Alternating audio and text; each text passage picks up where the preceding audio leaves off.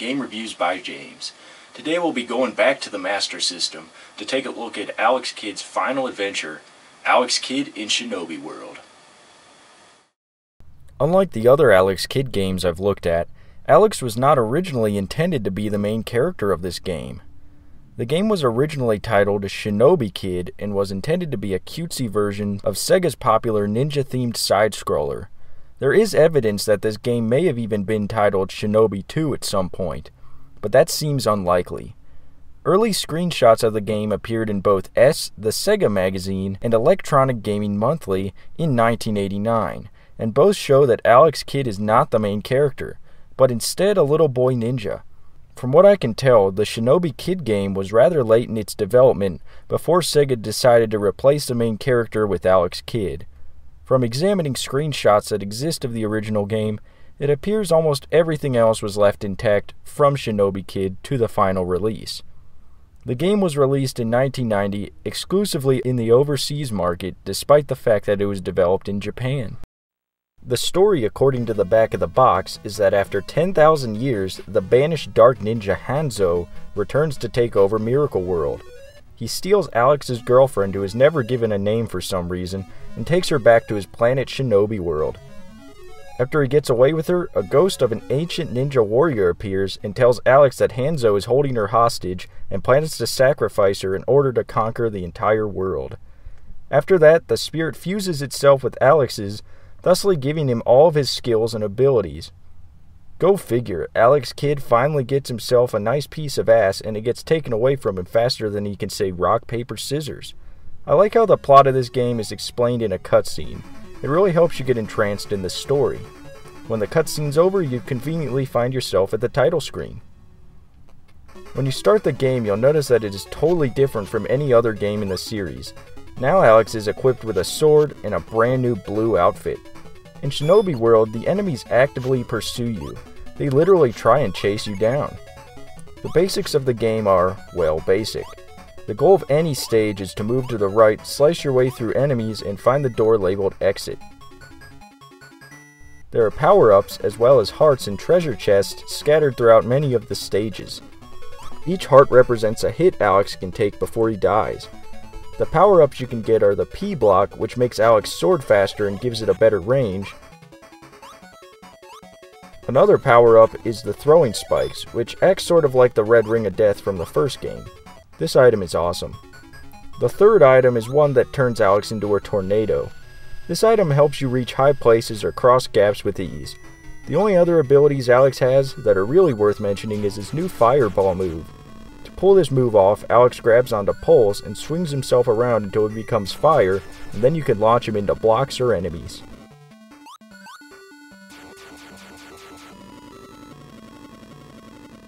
I absolutely love the enemies in this game, because for the most part they are all ninjas, and who doesn't love ninjas?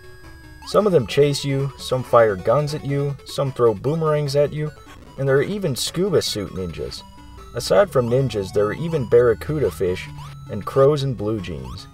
The enemies in this game may not be all that diverse since 90% of them are ninja related, however each enemy has its own distinctive attack pattern, and every enemy presents its own unique challenge to conquer. While some of the enemies present a good solid challenge, they never feel too cheap. That's some darn good enemy design in my humble opinion. The control for this game is excellent, both on land and underwater. The control is spot on and precise. Alex Kidd can do things in this game that I'd never even dream of being able to do in the other games in this series. While I previously said that Alex Kidd in the Enchanted Castle had the best controls, I just have to rectify that statement, because hands down, this game has the best controls in the series. The level design is extremely diverse and varied, as well as offering multiple pathways to the exit. I absolutely love that if you fall into gaps which you think are bottomless pits, you end up in a whole new area of the game. This is the only game I've ever played where you actually get to see what's in those bottomless pits, which is a great idea that I wish more platformers at the time would have utilized. The various places you visit are nice too. They all really fit into the Japanese culture. Although all of the levels are pretty much based off one idea, they do a great job at being diversified. there's a crowded city stage, a construction site, a boat harbor, the ocean, the waterfall, the mountains, and even caves. You really feel as you progress through the game that you are traveling to the villain's hideout. The actual levels themselves seem to mostly take cues from the Shinobi series, and really none from Alex Kidd games. This section with the disappearing platforms reminds me an awful lot of Mega Man. And hey, does this remind you of something? Super Mario Bros. 3, perhaps? I'm a huge fan of the game's design. It is bursting with cool graphics and color. I mean, this stage here, for instance, must have just absolutely stretched the Master System's palette to the limit. Although the game wasn't originally meant to include Alex Kidd, they designed him to really fit well in with the other enemies and pre-existing assets that were carried over from Shinobi Kid. I really like the small details in the game too. Like here, if you swing your sword at the correct point in time, you can deflect the ninja stars. It's also funny how when Alex falls down a deep gap, you can see the fear in his face. It's the small attention to detail that Sega paid to it that give this game a less serious feel, as it should be. The music is pretty good. I absolutely love the first stage's music, to the point that I ripped it from the game and put it in my iTunes library. But the other music in the game is just alright. However, I have to mention just how well the music fits into the levels. It has that ancient Japan sound, and for the most part, it works wonderfully. This is some of the best music in the series, and I know it'll never happen, but I wish Sega would put an arranged version of the first level's music into another game. But a man can dream. The game also has boss battles, and thankfully, you don't have to play rock, paper, scissors either. It's just straight up fighting. There are 4 bosses total in this game, the first of which is Kabuto.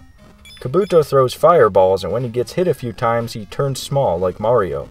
That's because, according to this screenshot, this boss was originally named Mario, and he even had a mustache. I reckon Sega changed this to avoid some kind of legal actions or other complications from Nintendo. Hey look, the moon is smiling. Reminds me of another Nintendo game.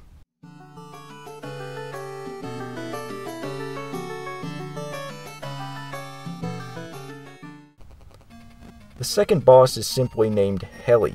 To me, it just looks like a transformer opens his mouth and a bunch of remote-controlled helicopters come flying out of it and try to slice you up. While playing, I fought this boss twice. The first time I annihilated it, but the second time it was a bit more challenging to beat. The third boss is Robster, which is funny because it's in English. Supposedly there is a boss in Shinobi named Lobster, so maybe Sega was parodying that. He's literally just a lobster who bounces around spewing potato chips at you. Is it weird that I imagine they are crab flavored? Anyway, after you beat Robster, a pat of butter lands on him, giving the impression that he was cooked. That's pretty funny too. In the final stage, there is a boss rush like Mega Man, and you fight Kabuto and Robster again. This time you don't have the throwing spears, but they still aren't that hard to take down. Finally you reach Hanzo, the final boss. But I was on my last life when I got to him, so he killed me pretty quick, and unfortunately, I got a game over.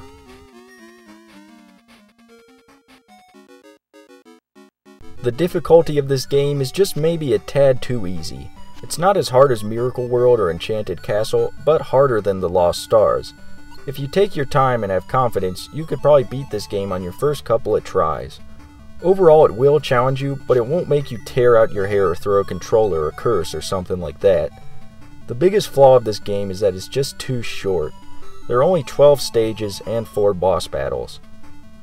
I've seen videos of beating it in under a half an hour, but since almost every level has several paths to the exit and tons of secrets, there is potential replayability upon revisitations of it.